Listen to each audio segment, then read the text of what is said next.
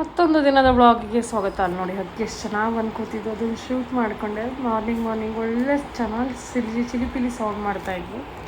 ಮತ್ತು morning as usual ನನ್ನ morning drink ಬಂದು ನಾರ್ಮಲ್ ಲೆಮನ್ ಮತ್ತು ಜೀರಾ ವಾಟರ್. ಸೊ ನನಗೆ ತುಂಬ ಎಸಿಡಿಕ್ ನೇಚರ್ ಇರೋದ್ರಿಂದ ನಾನು ಅದು ತೊಗೊತೀನಿ. ಸೊ ಪ್ಲಸ್ ವೆಯ್ಟ್ ಲಾಸಿಗೆ ಕೂಡ ಹೆಲ್ಪ್ ಮಾಡುತ್ತೆ, ಡೈಜೆಷನ್ ಬೂಸ್ಟ್ ಮಾಡುತ್ತೆ ಎಸ್ಪೆಷಲಿ, ಅಷ್ಟೇ ಏನೇನಿಲ್ಲ. ಸೊ ವಿಟಮಿನ್ ಡಿ ತೊಗೊಳೋದು ಮಾರ್ನಿಂಗ್ ಈಗ ಬಿಸಿಲು ಬೀಳುತ್ತೆ. So that is the bestest thing in the ಹೊಸ ಮನೆಯಲ್ಲಿ. ಸೊ ಅದಾದಮೇಲೆ ಜಿಮ್ಮಿಗೆ ಹೋಗೋಣ ಅಂತ ಹೊರಟೆ. ಅದರ ಮಧ್ಯದಲ್ಲಿ ಬ್ರೇಕ್ಫಾಸ್ಟು ಮಕ್ಕಳಿಗೆಲ್ಲ ಮಾಡಿಕೊಟ್ಟು ಹೋಗಿರ್ತೀನಿ ನಾನು.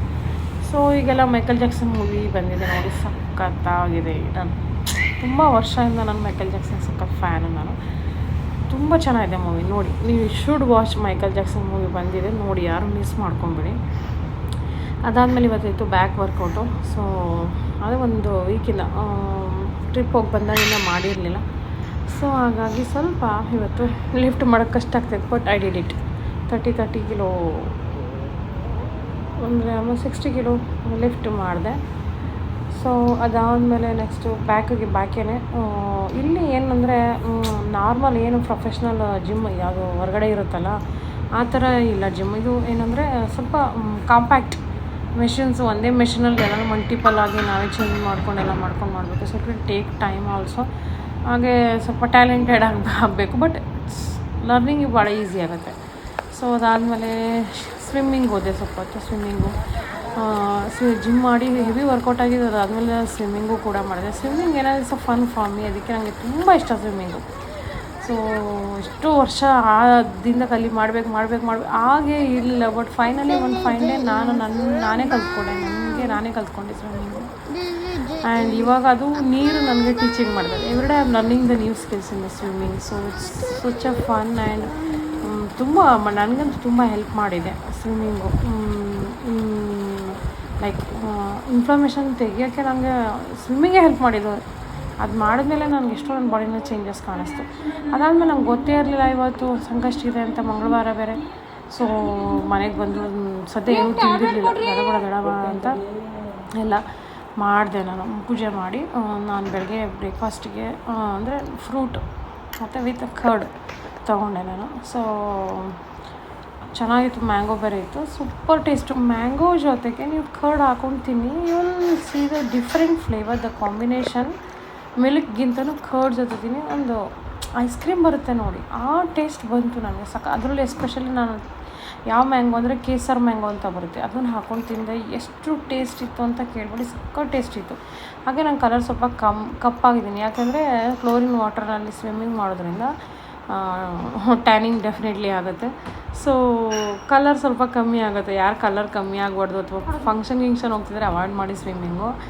ಸೊ ಅದಾದಮೇಲೆ ಮಧ್ಯಾಹ್ನಕ್ಕೆ ಅವ್ರಿಗೆಲ್ಲ ಬೇರೆ ಅಡುಗೆ ಮಾಡಿಕೊಟ್ಟೆ. ಸೊ ನಾನು ಮಾಡಿಕೊಂಡೆ ಇದು ಪೊಟ್ಯಾಟೊ. ಆ್ಯಕ್ಚುಲಿ ಸಾಬುದಾನ ನೆನೆ ಹಾಕಿರಲಿಲ್ಲ, ಮೊದಲೇ ಗೊತ್ತಿದ್ರೆ ನೆನೆ ಹಾಕ್ತಿದ್ದೆ. ಸಾಬುದಾನ ನೆನೆ ಹಾಕಿಲ್ಲ ಅಂದ್ಬಿಟ್ಟು ಹಂಗೂ ನೆನೆ ಹಾಕ್ತೆ, ಬಿಸಿಲಲ್ಲಿ ಯಾಕೋ ಸರಿಗೆ ಬರಲಿಲ್ಲ.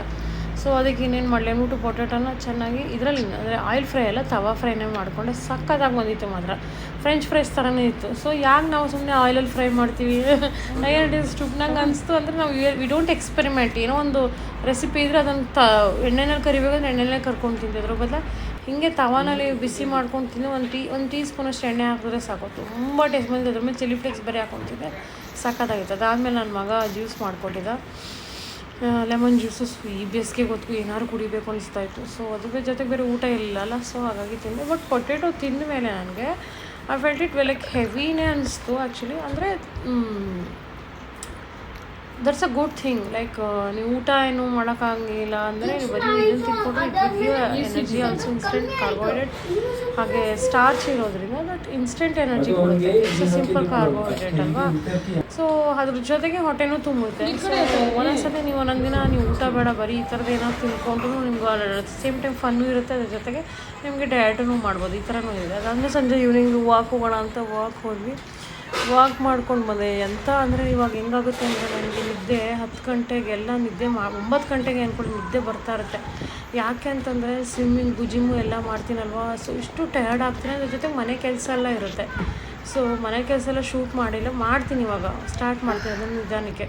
ಸೊ ಟಯರ್ಡ್ ಆಗುತ್ತೆ, ಹೆಂಗೆ ನಿದ್ದೆ ಬರುತ್ತೆ ಅಂತ ಕೇಳ್ಬೇಡಿ. ಬೆಡ್ ಮೇಲೆ ಹೋಗಿ 5 ನಿಮಿಷನೂ ಇಲ್ಲ ಅಂದ್ಕೊಳ್ಳಿ ನಾನು. ಎಂಥ ಸುಖವಾದ ನಿದ್ದೆ ಬರುತ್ತೆ ಅಂತ ಕೇಳಬೇಡಿ ಮಾತ್ರ. ಮೊದಲು ಅಷ್ಟು ಲೈಕ್ ಈ ಒಂದು ವರ್ಷ ಏನು ಲಾಸ್ಟ್ ಇಯರು ತುಂಬ ಯಾವಾಗ ನಮ್ಮದೆಲ್ಲ ಗಟ್ಟಿ ಇಶ್ಯೂ ಆಗಿತ್ತು ಅವಾಗೆಲ್ಲ ನಿದ್ದೆ ಮಾಡಲಿಕ್ಕೆ. ಆಮೇಲೆ ಫೋನ್ ಇಟ್ಕೊಳ್ಳೋ ಮನಸ್ಸೇ ಬರೋಲ್ಲ ನನಗೆ, ಫೋನ್ ಇಟ್ಕೊಳ್ಳಲ್ಲ, ಏನೂ ಇಟ್ಕೊಳ್ಳಲ್ಲ. So I get immediate 5 minutes, quick 5 ಮಿನಿಟ್ಸಲ್ಲಿ ನಿದ್ದೆಗೆ ಹೊಟ್ಟೋಗಿರ್ತೀನಿ. ಬೆಳಗ್ಗೆ 5:45 6 ಗಂಟೆ ಕರೆಕ್ಟಾಗಿ ನಂಗೆ ಆಟೋಮೆಟಿಕ್ ನೀನು ಏನೇ ಮಾಡಿದ್ರೆ ಎಚ್ಚರ ಆಗುತ್ತೆ. ಸೊ ಅಷ್ಟು ಚೆನ್ನಾಗಿದೆ. ಸೊ ಸ್ಲೀಪಿಂಗ್ ಅನ್ನೋದು ಬರಬೇಕು ಅಂದರೆ ನಾವು ಬಾಡಿ ಟಯರ್ಡು ಆಗಬೇಕೇನೋ. ಸೊ ಯಾರು ಒಂದೇ ಥರ ರೊಟೀನ್ ಮಾಡ್ತಾರೆ, ರೊಟೀನ್ ಚೇಂಜ್ ಮಾಡಿ ನೋಡಿ. So that will also effect. ಮನೆಗೆ ಬಂದೆ ವಾಪಸ್ಸು.